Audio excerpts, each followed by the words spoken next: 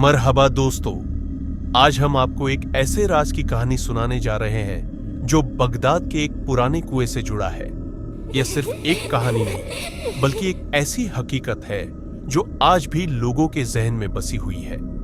तो दोस्तों, वीडियो को लाइक करें, शेयर करें और कमेंट में बताएं कि अगली कहानी किस टॉपिक पर होनी चाहिए।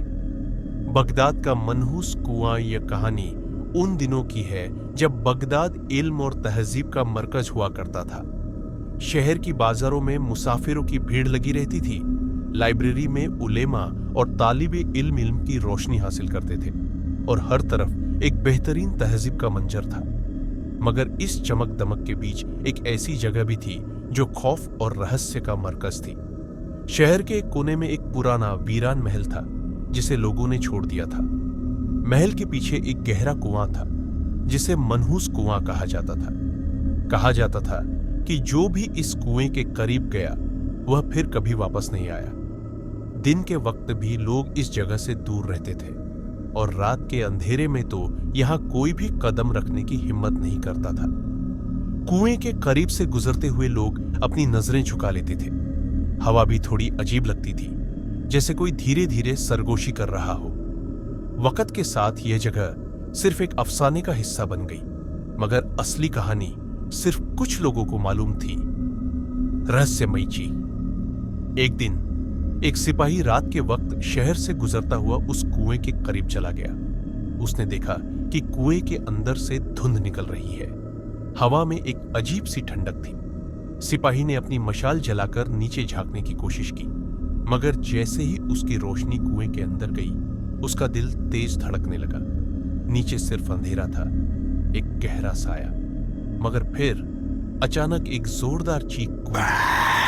सिपाही ने तुरंत पीछे हटने की कोशिश की, मगर उसके पैर जमीन में जम गए। उसके कानों के पास कोई हल्की सी सरगोशी कर रहा था, मगर वहां कोई नहीं था। अचानक एक जोरदार झटका महसूस हुआ और सिपाही नीचे गिर गया।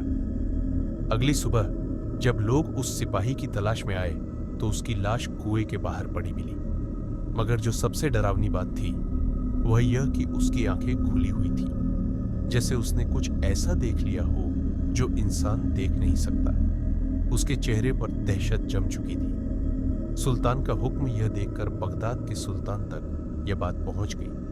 उन्होंने फैसला किया कि इस रहस्य को समझना जरूरी है। पहले कुछ सिपाही वहां भेजे गए, मगर जो भी कुएं के अंदर गया वह कभी वापस नहीं आया। आखिरकार इस जगह को पूरी तरह से बंद कर दिया गया। कुएं पर भारी लोहे के पत्थर रख दिए गए और इस जगह पर आना जाना मना कर दिया गया।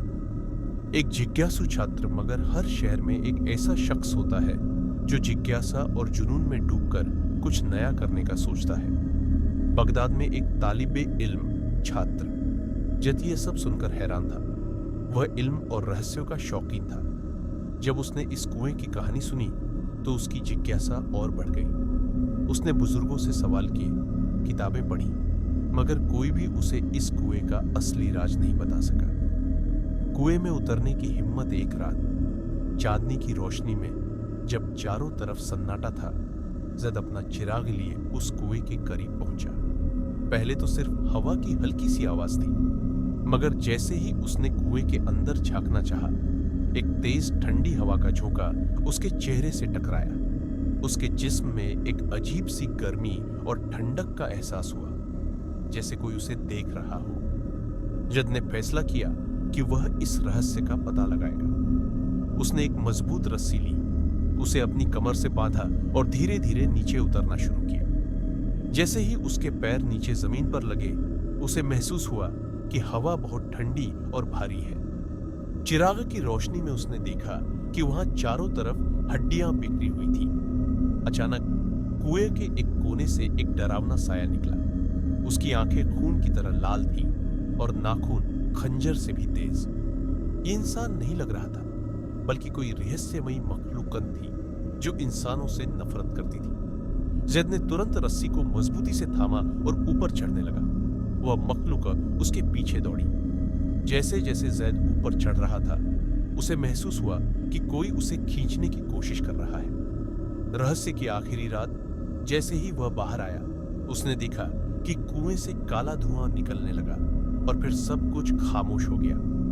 अगले दिन सुल्तान ने हुक्म दिया कि इस कुएं को हमेशा के लिए बंद कर दिया जाए। चारों तरफ पत्थर लगा दिए गए और इस जगह को मिट्टी से ढक दिया गया। मगर आज भी अगर कोई रात के वक्त इस जगह के करीब जाए तो कुएं के अंदर से चीखें सुनाई देती हैं। दोस्तों, आपका क्या ख्याल है? ये कहानी आपको कैसी लगी? आपके मुताबिक इस कुएं का असली राज क्या हो सकता है? कमेंट में बताइए। और अगर आप और भी ऐसी रहस्यमयी कहानियां देखना चाहते हैं तो चैनल को सब्सक्राइब करना ना भूलें। आपको अगले एपिसोड में कौन सी कहानी देखनी है? कमेंट करें और हमें बताएं।